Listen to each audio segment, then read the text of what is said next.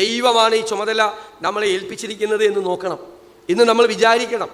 മനോഹരമായ യോഹന്നാൻ്റെ സുവിശേഷത്തിലെ 21-ാം അധ്യായത്തിൽ വളരെ രസകരമായൊരു കാര്യം പറയുന്നുണ്ട്. ഗലീല കടപ്പുറത്ത് യേശു തൻ്റെ ശിഷ്യന്മാരോടുകൂടി ഇരിക്കുമ്പോൾ ഏറ്റവും പ്രിയപ്പെട്ട ശിഷ്യനായ പത്രോസിനോട്, ശീമോൻ പത്രോസിനോട് ക്രിസ്തു ചോദിക്കുകയാണ്, യോഹന്നാൻ്റെ മകനായ ശീമോനെ, ഇവരിലെല്ലാവരേക്കാളും നീ എന്നെ സ്നേഹിക്കുന്നുവോ?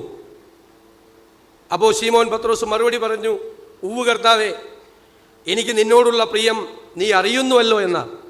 അടുത്ത വാചകം എന്താ? നീ പോയി ആടുകളെ മേയ്ക്കുവിൻ എന്നാണ് പറയുന്നത്. നിനക്ക് ഇവരിലേക്കാളും അധികം സ്നേഹം, നീ ഇവരിലേക്കാളും അധികം എന്നെ സ്നേഹിക്കുന്നുവോ? ഞാൻ കരുതുന്നത് അത് ശീമോൻ പത്രോസിനോടും മാത്രം ക്രിസ്തു ചോദിക്കുന്നതല്ല, നമ്മളോട് എല്ലാവരോടും ചോദിക്കുന്നുണ്ട് ആ ചോദ്യം. ഞാൻ കേൾക്കുന്നുണ്ട് ആ ചോദ്യം, നിങ്ങൾ കേൾക്കുന്നുണ്ടോ? ഇവരിലേക്കാളും അധികമായി നീ എന്നെ സ്നേഹിക്കുന്നുവോ? എന്നിട്ട് എന്താ പറയുന്നത്? ആടിനെ മേയ്ക്കാൻ പോകാൻ പറഞ്ഞപ്പോൾ കുട്ടികൾ വിചാരിച്ചാലും പോയി ആടിനെ മേയ്ക്കാൻ പറഞ്ഞാണെന്ന്. ശരിക്ക് ആട്ടിടയനായി. അതല്ല, നീ പോയി നിൻ്റെ കർത്തവ്യം നിർവഹിക്കാനാണ്, നീ നിൻ്റെ ജോലി ചെയ്യുക. എന്നോട് പറയുന്നത് നീ പൊതുപ്രവർത്തകനാണ്. നീ പൂർണ്ണമായി ആ പൊതുപ്രവർത്തനത്തിൽ നിൻ്റെ മനസ്സും ശരീരവും അർപ്പിച്ചുകൊണ്ട് നീ ഏറ്റവും ഭംഗിയായി, ഏറ്റവും വൃത്തിയായി, ഞാൻ ആഗ്രഹിക്കുന്നത് പോലെ നീ ആ ജോലി പൂർത്തിയാക്കുക എന്നാണ് നമ്മളോട് എല്ലാവരോടും പറയുന്നുണ്ട്.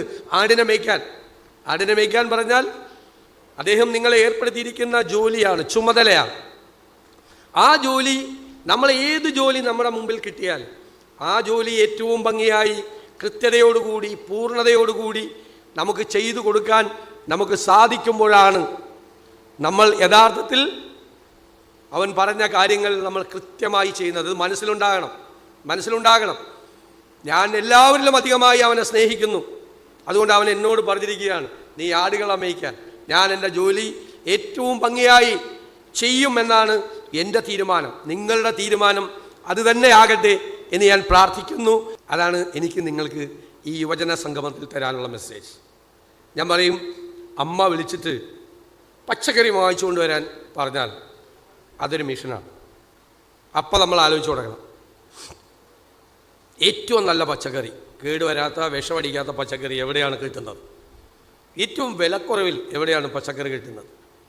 അത് അന്വേഷിച്ച് പച്ചക്കറി കടയിൽ പോയി ഏറ്റവും നല്ല പച്ചക്കറി സെലക്ട് ചെയ്തെടുത്ത്, ചീയാത്ത പച്ചക്കറി സെലക്ട് ചെയ്തെടുത്ത് അയാളോട് ബാർഗെയിൻ ചെയ്ത് പരമാവധി വില കുറച്ച് സന്തോഷത്തോട് കൊണ്ടുപോയി അമ്മയുടെ കയ്യിലേൽപ്പിക്കണം.